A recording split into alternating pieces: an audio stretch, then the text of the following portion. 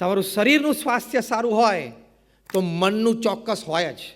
દેશના પ્રધાનમંત્રી 70 વર્ષની ઉંમરે 18 કલાક કામ કરે, એમનું સ્વાસ્થ્ય ખૂબ સારું છે, એટલે બુદ્ધિ અને મન પણ એમાં ચોક્કસ સારા હોય જ, જેના આપણને દર્શન રોજ થાય જ છે.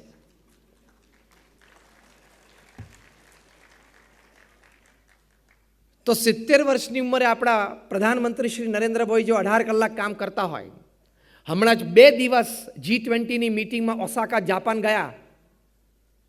અનબિલિવેબલ 20 દેશના પ્રધાનમંત્રી અને પ્રેસિડેન્ટ સાથે એમણે 2 દિવસમાં મીટિંગ્સ કરી.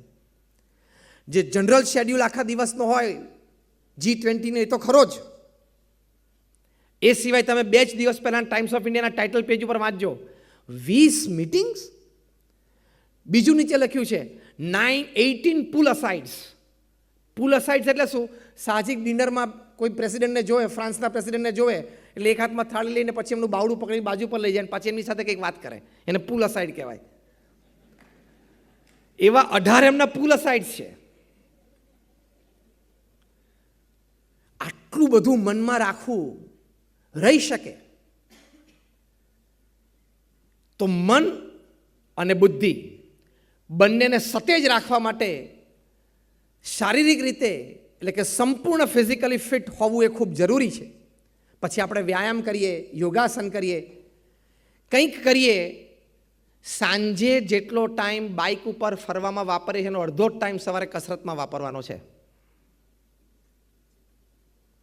સ્તબ્ધ થઈ ગયા કે આ વાક્ય ખોટું આવ્યું.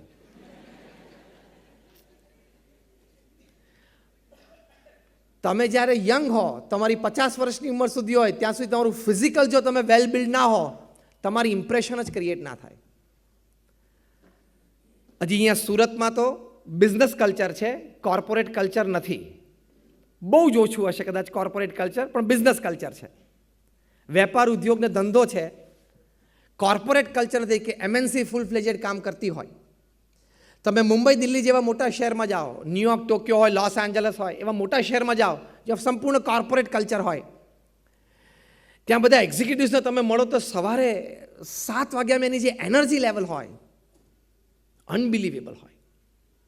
એ એનર્જી લેવલથી તમે કામ કરો એ તમારું પરિણામ જ જુદું લાવે. અમિતાભ બચ્ચન, એમની ઉંમર કદાચ અત્યારે 74-75ની આજુબાજુ હશે. લગભગ 7-8 વર્ષ પહેલાં એમના માતૃશ્રી તેજી બચ્ચન ખૂબ બીમાર હતા. આ બાજુ એમનું કમિટમેન્ટ સિંગાપુરમાં શૂટિંગ્સનું હતું, કારણ કે એ બધી ડેટ્સ તો 6 મહિના 8 મહિના પહેલાં બધી શેડ્યુલ થઈ જતી હોય. એમના મનમાં એક સંઘર્ષ કે મારે આમાં શું કરવું.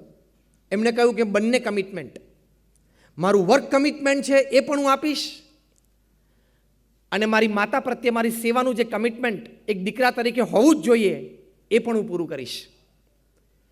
તમને આશ્ચર્ય થશે કે લગભગ 67-68 વર્ષની ઉંમરે, એટલે કે આજથી 7-8 વર્ષ પહેલાં, અમિતાભ બચ્ચને 1 મહિનામાં 22 વખત સિંગાપુર, બોમ્બેથી અપડાઉન કર્યું. શું એનર્જી લેવલથી લોકો કામ કરે છે. અને તારે 5 એક્ઝામ આપવાની હોય, 5 પેપર હોય, એ વચ્ચે વચ્ચે પાછી રજા હોય, 15 દાડા પરીક્ષા ચાલે તો 16મે દિવસે કે બહુ થાકી ગયો.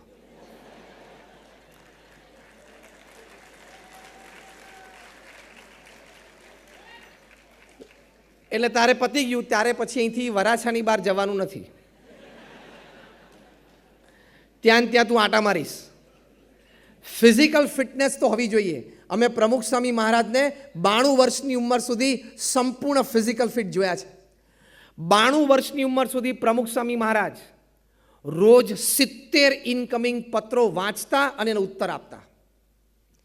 રોજ સવાર, બપોર, સાંજ 150 એમ 500 વ્યક્તિઓને વ્યક્તિગત મુલાકાત આપી એમના પ્રશ્નો સાંભળી એનું સમાધાન આપતા.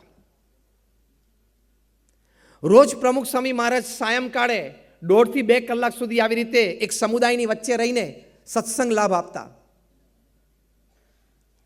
રોજ લગભગ 30 થી 40 ઇનકમિંગ અને આઉટગોઈંગ ફોન્સ અટેન્ડ કરતા. રોજ 2 થી 2.5 કલાકની સંસ્થાની વહીવટી મિટિંગમાં પોતે બેસતા. કારણ કે આ BAPS સંસ્થા એ દુનિયાની પ્રથમ 10માંની એક સંસ્થા છે. યુનાઇટેડ નેશન્સમાં BAPSને NGO કેટેગરીમાં એક પરમાનન્ટ સ્ટેટસ છે. તમારામાંથી ઘણા બધાએ અક્ષરધામ જોયું હશે. Just rays your hands. Gandhinagar અથવા દિલ્હી બધાએ એવા નાના મોટા કેમ્પસ 1300 કેમ્પસ પ્રમુખ સ્વામી એકલા હાથે બાંધ્યા. 1300 and he successfully administered it. એનું સફળ સંચાલન કર્યું. પ્રમુખ સ્વામી મહારાજ એમના જીવનકાળ દરમિયાન 100થી વધારે હોસ્પિટલ, હોસ્ટેલ, સ્કૂલ અને કોલેજો બાંધી અને એનું સફળ સંચાલન કર્યું. અહીં સુરતમાં તમને અડાજણ પાસે મોટું મંદિર દેખાય છે. એની પાછળ 10 માળનું મોટું બિલ્ડિંગ છે જ્યાં હોસ્ટેલ અને સ્કૂલ ચાલે છે. પાછલા જ રોડ ઉપર અમારી પ્રમુખ સ્વામી જનરલ હોસ્પિટલ છે. આ બધા એકમો હું અહીંયા વર્ણવું છું. તમે નંબર 8 નેશનલ હાઈવે, હવે નંબર 48 થઈ ગયો. આબુથી મુંબઈ સુધી જાઓ તો દર 50 કિલોમીટર અમારી સંસ્થા આવે.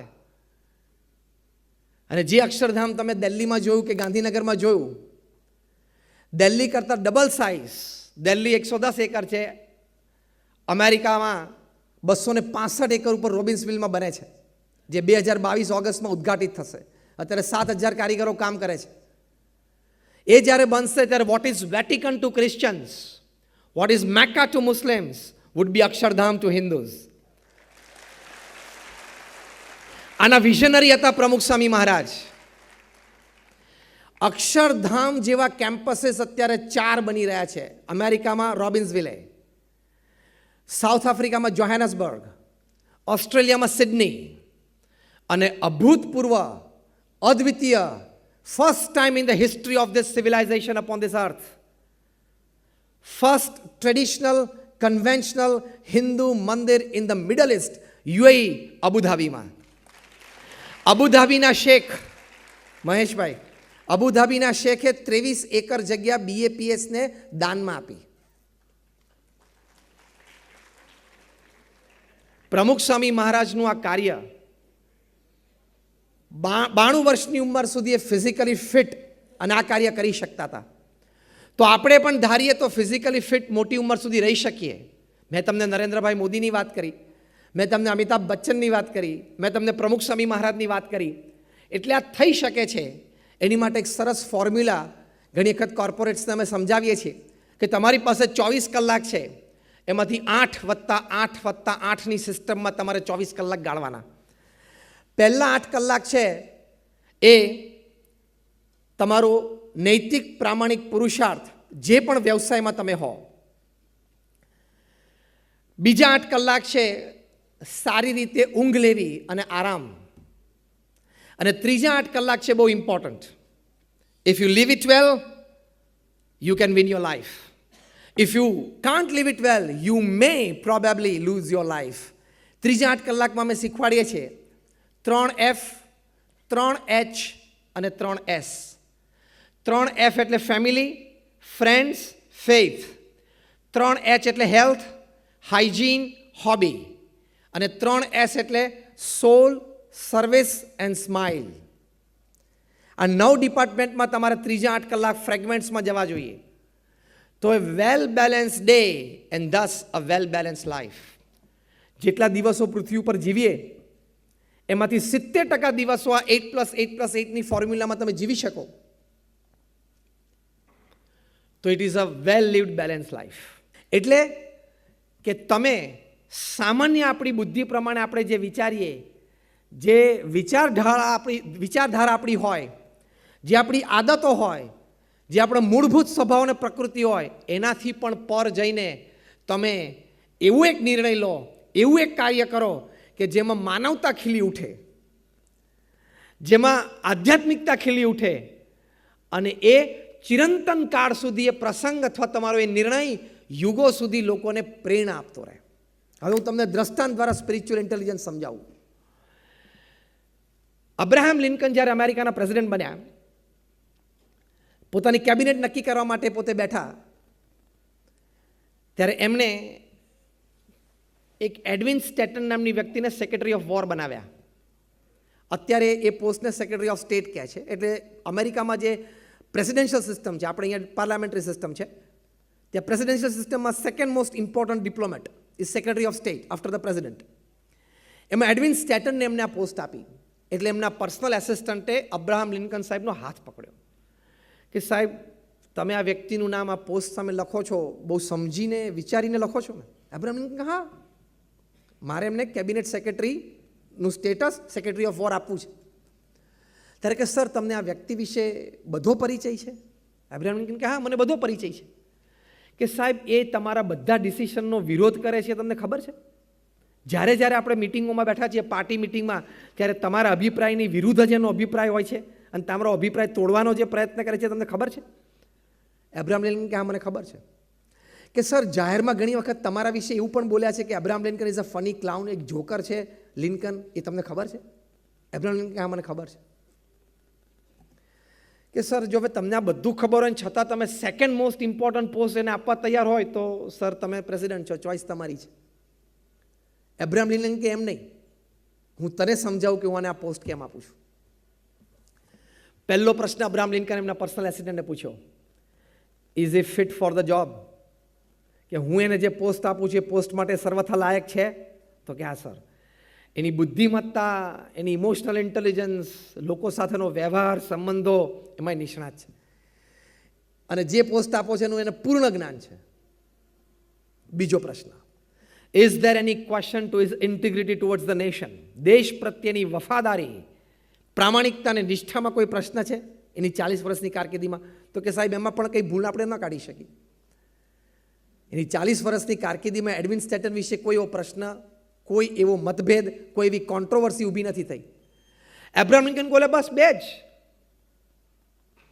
પીએ કે શું કે બસ આ બે જ ક્વોલિટી મારે જોઈએ, એ પોસ્ટ માટે લાયક છે અને બીજું એ દેશ પ્રત્યેની વફાદારી છે, તો મારે એને આ પોસ્ટ આપવી. એ મારા વિશે શું બોલે છે, એ મને કેવો ગણે છે, કેવો વિરોધ કરે છે, એની જોડે મારે નિસ્બત નથી. આને સ્પિરિચ્યુઅલ ઇન્ટેલિજન્સ કહેવાય, આને પૂર્ણ અધ્યાત્મ કહેવાય.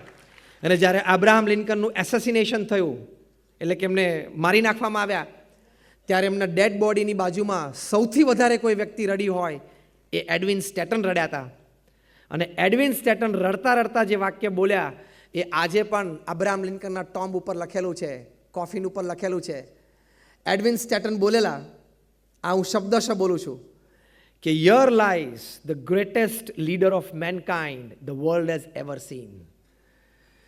કે પૃથ્વીએ ક્યારેય નથી જોયા એવા માનવતાના એક મહાન નેતા અહીંયા સૂઈ રહ્યા છે. તો વ્યક્તિઓ તમારી જે સાથે છે એના સ્વભાવ પ્રકૃતિને થોડા ઓવરકમ કરીએ, તમે જાણતા હો, સમજતા હો, પણ સંબંધો સારા રાખી શકો એ ઇમોશનલ ઇન્ટેલિજન્સ છે.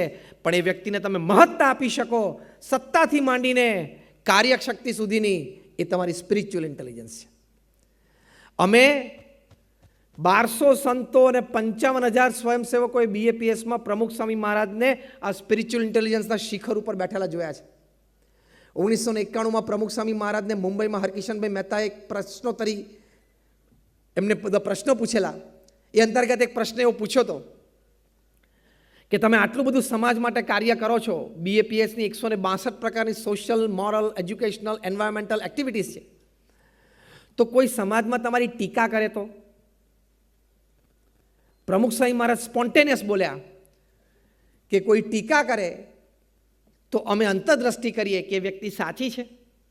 જો સાચી હોય તો અમે એનો મનોમન આભાર માનીને અમારામાં સુધારો કરી લઈએ. તરત હરકિશન મહેતાએ પૂછ્યું કે પણ એ ટીકા કરનાર વ્યક્તિ ખોટી હોય તો? પ્રમુખ સ્વામી મહારાજની સ્પિરિચ્યુઅલ ઇન્ટેલિજન્સ જો. પ્રમુખ સ્વામી મહારાજે કહ્યું કે વ્યક્તિ કદાચ ખોટી હોય તો અમારો સિદ્ધાંત છે કે એની સાથે કોઈ પણ ઝઘડો તો ન કરવો, પણ એને જવાબ આપવા પણ ન જવો.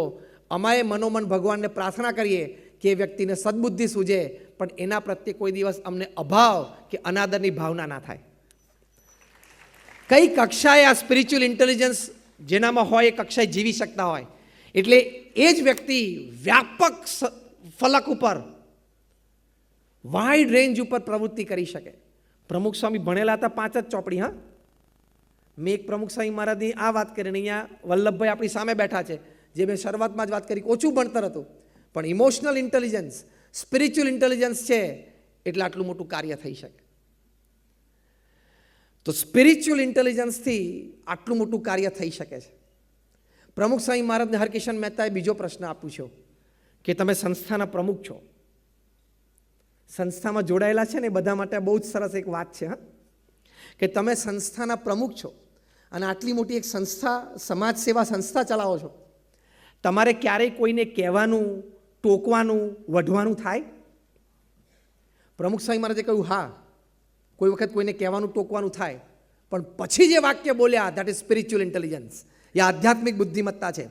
પ્રમુખ સ્વામી મહારાજ બોલ્યા, પણ કોઈકને કહીએ, ટોકીએ ત્યારે એને ખોટું ન લાગે, એને પોતાની ભૂલ સમજાય, એને પોતાને અંતરદ્રષ્ટિ થાય, પણ એ પાછો ન પડે, અમારી સાથે એનું હિત ઓછું ન થાય, એની પ્રવૃત્તિ અને સેવામાંથી ક્યારેય પાછો ન પડે, એનું મન ઓછું ન થાય, એવી રીતે એને ટોકીએ. હવે આપણે ટોકવા બેસીએ ત્યારે આવું બધા મુદ્દા યાદ રહે? આપણને કોકને કહેવાનો, ટોકવાનો અધિકાર પ્રાપ્ત થાય તો કોકને કહીએ, ટોકીએ ત્યારે આ બધા મુદ્દા યાદ રહે કે એનું મન પાછું ના પડે, એને અંતરદ્રષ્ટિ થાય કે ખોટો છું, પણ એને સંસ્થા, સિદ્ધાંત, સત્પુરુષમાંથી હેત ઓછું ના થાય, એવા શબ્દોથી કહીએ. આ સ્પિરિચ્યુઅલ ઇન્ટેલિજન્સ હોય ને તો જ. આપણે તો કોકને ટોકવા બેસે એટલે પહેલાં એક બે શબ્દ તો ભૂલથી બોલાય નહીં અત્યારે જાહેરમાં, એમાં આ ભૂમિમાં તેવા શબ્દો આવી જાય. તો જો આ સ્પિરિચ્યુઅલ ઇન્ટેલિજન્સ છે કે તમારી પાસે સ્પિરિચ્યુઅલ ઇન્ટેલિજન્સનું એક વાક્યમાં બીજી એક દ્રષ્ટિકોણથી સમજવું હોય, with all powers to execute, a person with spiritual intelligence never uses power. એ વ્યક્તિ પાસે પૂર્ણ સત્તા હોય અને પૂર્ણ સત્તા એક્ઝિક્યુટિવ પાવર હોય, એટલે કે વહીવટી પૂર્ણ સત્તા હોય, પણ ક્યારેય પોતાની સત્તાનો ઉપયોગ ના કરે ને, એ પોતાના પ્રેમથી બધાને જીતી શકે, પાવરથી નહીં, એ વ્યક્તિ સ્પિરિચ્યુઅલ ઇન્ટેલિજન્ટ કહેવાય. તો આવી મહાન વ્યક્તિઓ આવી રીતે કામ કરે છે. તમે મહાત્મા ગાંધીના જીવનમાં જોશો, તમે નેલ્સન મંડેલાના જીવનમાં જોશો, 27 વર્ષ સુધી નેલ્સન મંડેલા જેલમાં રહ્યા. અને તમે કોટડી જુઓ તો સામાન્ય નાની કોટડી છે સાઉથ આફ્રિકાની નીચે આઇલેન્ડ ઉપર, અને જે વ્હાઇટ રેજીમ સાઉથ આફ્રિકાનો અપાર્થાઇડ રેજીમ, એમાં PW બોથા પ્રેસિડેન્ટ હતા, એમણે 27 વર્ષ સુધી એમને જેલમાં રાખ્યા. એમને કંઈ કોઈનું ખૂન નહોતું કર્યું, એમણે બંદૂકે હાથમાં નહોતી લીધી, ખાલી સ્વતંત્રતા માટે ઝંડો ઊંચો કરેલો, ગાંધીજીની જેમ જ અહિંસક લડત હતી. છતાં 27 વર્ષ માણસ જેલમાં રહે ને ગાંડો થઈ જાય.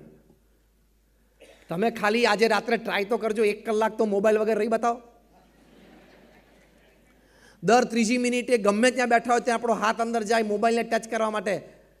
જો દર 3જી મિનિટે આપણે મોબાઈલને અડીએ નહીં તો આપણે ડિસ્ચાર્જ થવા માંડીએ. અને દર 3જી મિનિટે કાઢીને જોઈએ કંઈક છે તો તું સેલિબ્રિટી છું, તારે ઇન્સ્ટાગ્રામ ઉપર 3 મિલિયન ફોલોવર છે, રાત્રે 11:30 સુધી તમે ફોન ચાલુ રાખો, મોબાઈલ. આમાં એકેય 3માંથી એકેય ક્વેશ્ચન ડેવલપ નહીં થાય, IQ નહીં, EQ નહીં, SQ નહીં. અમારે એક મોડ્યુલમાં આ બધું social media, internet, mobile phone પણ એક મોડ્યુલમાં તમે જોયું ને એ પણ આવશે. તો રાત્રે 11:30 12 વાગે સુવા જતો હોય ને ત્યાં સુધી મોબાઈલ ચાલુ રાખે. તો તને એમ છે કે તને 2G scam, 3G scam, Rafale એ બધા વિશે બહુ માહિતી છે, તો કદાચ પ્રધાનમંત્રી શ્રી જોઈન્ટ પાર્લામેન્ટરી કમિટી ગોઠવે અને મેમ્બરશિપ માટે તારું નામ નક્કી કરે, અને દિલ્હી પ્રધાનમંત્રી કાર્યાલયમાંથી તને રાત્રે 11:30 વાગે ફોન આવે અને તું ના ઉપાડી શકે, દેશની બહુ મોટી અસેવા થઈ જશે, એવું તું માને?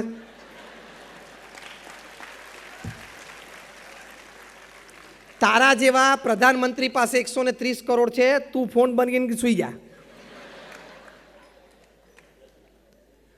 અને સવારના પોરમાં ઉઠીને હજી પલંગમાંથી બહાર ના નીકળે, મોબાઈલ ખોલે, ડેટા ચાલુ કરે, વોટ્સએપ ચાલુ કરે, ખુશ થાય. 60 ચેટ અને 95 મેસેજ.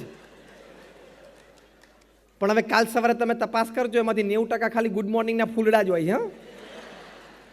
એમાંથી એક ફૂલડું તમે ગમે એટલે તમે પાછા બીજામાં જવા દો, અને એ ફૂલડું 4 દિવસે ફરતું 3 દેશોમાંથી પાછું આવે.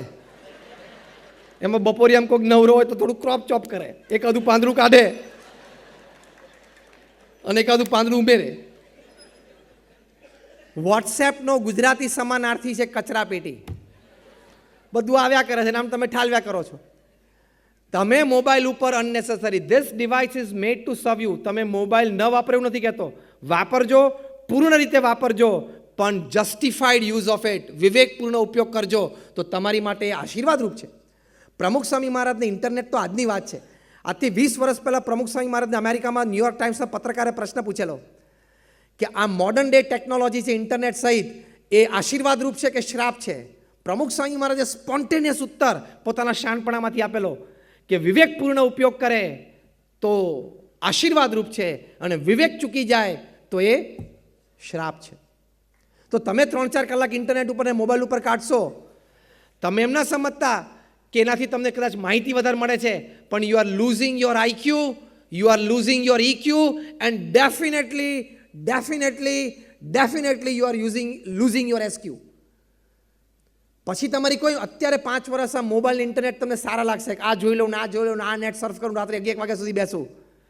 પછી 23 વર્ષની ઉંમરે ગ્રેજ્યુએટ થયા પછી પેલી 250ની લાઇનમાં ઊભા રહેવાનું થશે ને ત્યારે પ્રશ્ન આવશે. એટલે એ પણ અમારા એ મોડ્યુલમાં છે.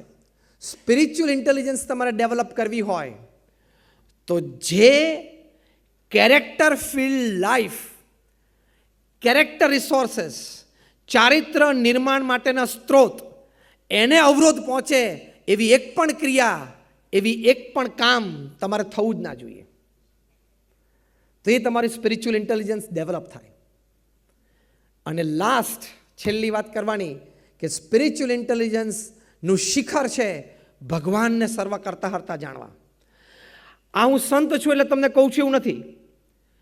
તમે ટોપ મેનેજમેન્ટ ગુરુઝને તમે સાંભળજો. Stephen Covey, Og Mandino, Ken Blanchard, Robert Kaplan, Anthony Robbins, Robin Smith, C.K. Prahalad, આ બધા સામે બેઠેલા ટોપ મેનેજમેન્ટ એક્ઝિક્યુટિવ્સના શીખવાડે છે. હમણાં એક પહેલું જ મોડ્યુલ આપણે જોયું ને IPDCમાં, હેન્ડલિંગ ફેલિયર્સ ઓફ લાઈફ, કે જીવનમાં નિષ્ફળતા હોય ત્યારે શું કરવું. અને આવશે જ, એ ક્રમમાં જ હોય છે, એ પણ જીવનનો એક કોર્સ છે. અને ઘણી બધી વાતો નિષ્ફળતા મળ્યા પછી, નિષ્ફળતાનો અનુભવ કર્યા પછી જ શીખવા મળે છે. A pat is also necessary, a slap is also necessary. ખભા ઉપર કોઈ પ્રશંસા કરે ને વાહ સારું કામ કર્યું, એ જરૂરી છે પ્રોત્સાહન માટે, બળ માટે. અને ઝાપટ આવે ને એ પણ જરૂરી છે, એમાંથી ઘણું બધું શીખાય. તો એ આ ટોપ મેનેજમેન્ટ ગુરુઝ આ એક્ઝિક્યુટિવ્સને શીખવાડે છે કે તમે ફેઇલ થાઓ, તમે અત્યારે પરીક્ષા છો, ભવિષ્યમાં કામમાં, પ્રોજેક્ટમાં, અને મોટી ખોટ પણ આવે તે વખતે તમારે શું વિચારવાનું. એ લોકો જે વિચારવાનું કહે છે ને એ પ્રમુખ સ્વામી મહારાજના જીવનમાં સિદ્ધ હતું. પ્રમુખ સ્વામી મહારાજને આ છેલ્લો પ્રસંગ કહીને આપણે આ વક્તવ્ય પૂરું કરીએ. લંડનમાં એમના ગુરુ યોગીજી મહારાજના સંકલ્પ પ્રમાણે અને પોતાના પણ સંકલ્પ પ્રમાણે ભવ્ય શિખરબદ્ધ મંદિર કર્યું હતું જ્યાં ભારતીય સંસ્કૃતિનું આદર્શ દર્શન થાય. એની માટે BAPS સંસ્થાએ લંડનમાં હેરો નામની એક જગ્યા છે, એટલે એક એરિયા સબબ છે, એમાં જમીન લીધી. અને પરમિશન માટે ગયા એટલે આજુબાજુના નેબરહુડવાળાએ અમારી સામે કેસ કર્યો કે આ લોકો રાત્રે 12 વાગ્યા સુધી આરતી ઢોલ નગારા પીટશે એટલે અમારી પીસ અને પ્રાઇવેસી બંને હણાઈ જશે. એટલે ભાઈ 12 વાગ્યા સુધી અમને ટાઈમ નથી હોતો. પણ એ લોકો એવો કેસ કર્યો. પશ્ચિમના જગતમાં લીગલ પ્રોસેસના ભાગરૂપે એક સિગ્નેચર કેમ્પેન હોય છે. કોર્ટ છે બંને પાર્ટીને કે તમારા પડોશમાં જેટલા અફેક્ટેડ પીપલ છે એ લોકો પાસે જઈને તમે સિગ્નેચર લો, એને તમે તમારી વાત સમજાવો. અને વધારે સિગ્નેચર જેમાં આવે એ પણ એક મુખ્ય મુદ્દો ગણાય હાર જીત માટે. હવે એ લોકો તો લોકલ્સ હતા, અમે તો ઇમિગ્રન્ટ્સ હતા, આઉટસાઇડર્સ હતા, બહારી હતા. એટલે પછી એમાં એમને વધારે સિગ્નેચર મળી. કોર્ટે એના જ આધારે જજમેન્ટ આપ્યું કે BAPS સંસ્થા આ જગ્યાએ મંદિર નહીં બાંધી શકે. Full and final judgement. Pramukh Swami મહારાજ બરોડામાં હતા. લંડનથી અમારા ટ્રસ્ટીએ ફોન કર્યો કે સ્વામી આ પરમિશન આપણને હવે નથી મળતી. પ્રમુખ સ્વામી મહારાજને આ હારના સમાચાર આવ્યા. જો ઇટ વોઝ અ સેટબેક, એક મોટો ઝાટકો હતો એમના જીવનમાં. એમનું સપનું એમની સામે તૂટતું એમને નજરે જોઈ રહ્યા હતા. કોઈ પણ માણસ ડઘાઈ જાય, ધ્રુજી જાય. પ્રમુખ સ્વામી મહારાજના ચહેરા ઉપર એક લકીર ફરી નહીં. અમારા વડીલ સંત છે પૂજ્ય સદગુરુવર્ય વિવેક સાગર સ્વામી, એ આ પ્રસંગના પ્રત્યક્ષ સાક્ષી. પહેલું વાક્ય પ્રમુખ સ્વામી મહારાજ બોલ્યા, જેવી ભગવાનની ઈચ્છા. This is how you stabilise your self. અમે તમને 6-8 મોટા મેનેજમેન્ટ ગુરુઝની વાત કરી, એ બધા પણ ટોપ એક્ઝિક્યુટિવ્સને વાત શીખવાડે છે કે if you succeed take it as God's wish beyond your talents. If you fail, take it as God's wish after all your resources put in. પ્રમુખ સ્વામી મહારાજના જીવનમાં સિદ્ધાંત સ્પિરિચ્યુઅલ ઇન્ટેલિજન્સનો સૌથી મોટી વાત, કારણ કે to fail is not a crime but not to rise again is a crime. તમે લપસી જાઓ એ ગુનો નથી, પણ લપસ્યા પછી બેઠા થવાની હિંમત ના રાખો, વૃત્તિ ના રાખો, એ ગુનો છે. પ્રમુખ સ્વામી મહારાજ આ સ્પિરિચ્યુઅલ ઇન્ટેલિજન્સનો સદગુણ છે. પહેલું વાક્ય બોલ્યા જેવી ભગવાનની ઈચ્છા, એટલે પોતે સ્ટેબિલાઇઝ થઈ ગયા, સ્થિર થયા. આ એમના જીવનમાંથી આપણે એક લૌકિક દ્રષ્ટિએ મૂલ્યાંકન કરીએ છીએ, શીખીએ છીએ. બીજું વાક્ય બોલ્યા, આપણે આપણો બધો પુરુષાર્થ કરેલો, હવે જે પરિણામ આવ્યું એ સ્વીકારી લેવાનું. કેટલો સરસ સિદ્ધાંત છે. નિષ્ફળતા આવે ત્યારે આટલું જ વિચારવાનું કે મેં મારી બુદ્ધિ, શક્તિ, આવડત, હોશિયારી જેટલી મારામાં છે એ બધી મેં મૂકી દીધી હતી. હા, હવે જે પરિણામ આવ્યું એ મને માન્ય છે. સચિન તેંડુલકર કાયમ ક્રીઝ ઉપર જાય એટલે સેન્ચુરી નથી કરી, એ પણ ઝીરોમાં આઉટ થયા છે ને, એ પણ પહેલા બોલે આઉટ થયેલા છે. એટલે failure is part of life. અને ત્રીજું વાક્ય તો અદ્ભુત બોલ્યા પ્રમુખ સ્વામી મહારાજ. એ બોલ્યા કે આપણે એકવાર બધાએ સાથે બેસીને નિર્ણય કર્યો છે કે ત્યાં આ કરવું, એટલે કરવું તો છે જ. બીજી જમીન શોધવા માંડો, આપણે કરશું. નિસ્દનમાં બીજી જમીન શોધી, ત્યાં ઊભું કર્યું તંત્ર, મંદિર બાંધ્યું. 1995માં જ્યારે ઉદ્ઘાટિત થયું ત્યારે દુનિયાના શ્રેષ્ઠ મેગેઝિન રીડર્સ ડાયજેસ્ટે લખ્યું કે it is the 8th wonder of the world. દુનિયાની 8મી અજાયબી સમાન આ સ્મારક પ્રમુખ સ્વામી મહારાજે લંડનમાં ઊભું કર્યું.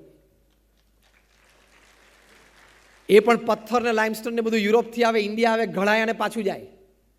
પ્રધાનમંત્રી શ્રી હમણાં આપણને 5 વર્ષ પહેલાં સ્લોગન આપ્યું, પ્રમુખ સ્વામી મહારાજે 25 વર્ષ પહેલાં slogan make in India. Raw material ગમે ત્યાંથી આવે, મેક ઇન ઇન્ડિયા પ્રોજેક્ટ પ્રમુખ સ્વામી મહારાજે 25 વર્ષ પહેલાં લંડન મંદિર માટે કરેલો છે. તો આ સ્પિરિચ્યુઅલ ઇન્ટેલિજન્સ છે કે ઘા આવે, ઝાટકો આવે, પછડાટ આવે, નિષ્ફળતા આવે, ત્યારે પહેલાં સ્થિર થઈ જવાનું કે ભગવાનની ઈચ્છા, મેં મારો પ્રયત્ન કરેલો, હવે પરિણામ મને માન્ય છે, પણ બીજી વખત હું બેઠો થઈને પ્રયત્ન કરીને સફળતા મેળવીશ. આ સ્પિરિચ્યુઅલ ઇન્ટેલિજન્સ છે.